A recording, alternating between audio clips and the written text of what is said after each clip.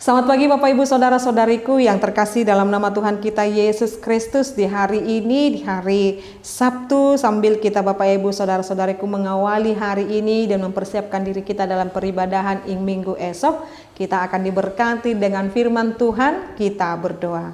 Kasih karunia Tuhan kita Yesus Kristus, kasih dari Allah Bapa dan persekutuan Roh Kudus itulah kiranya menyertai kamu. Amin. Firman Tuhan yang menjadi renungan harian untuk kita pada hari ini Bapak Ibu Saudara-saudariku, yaitu yang tertulis dalam Injil Matius 10 ayat 16. Lihat, aku mengutus kamu seperti domba ke tengah-tengah serigala, sebab itu hendaklah kamu cerdik seperti ular dan tulus seperti merpati. Demikian pembacaan firman Tuhan. Bapak Ibu Saudara-saudariku, hari-hari ini kita selalu dihantarkan dengan pilihan-pilihan hidup. Apakah kita hidup berkenan di hadapan Tuhan? Apakah kita memilih jalan yang berkenan di hadapan Tuhan atau jalan instan yang memudahkan kehidupan kita dan yang menyalahi daripada kehendak Tuhan?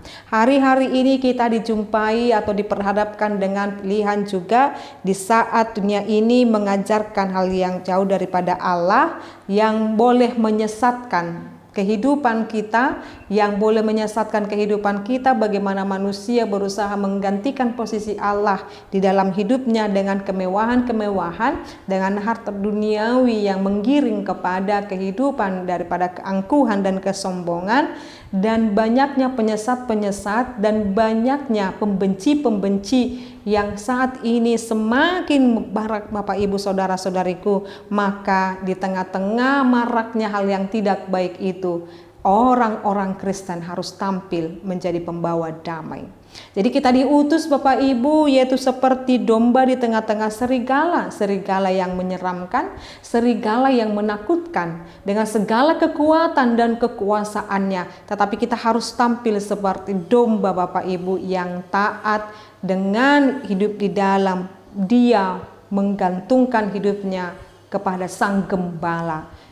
Gembala kita yaitu Yesus Kristus. Maka Bapak Ibu Saudara-saudariku, tidak apa-apa kalau kita dianggap lemah, tidak apa-apa kalau kita dianggap tidak memiliki apa-apa jikalau dibandingkan dengan yang dimiliki manusia dengan dunia ini. Tetapi yang kita tahu, Sang Gembala kita itu akan memberkati kita. Sang Gembala kita tidak akan pernah meninggalkan kita. Dia terus akan mengawal kita sebagai domba-dombanya yang terus memperjuangkan kehidupan kita. Lihat dan mari kita ingat apa yang dikisahkan antara Daud dan Goliat Bapak Ibu.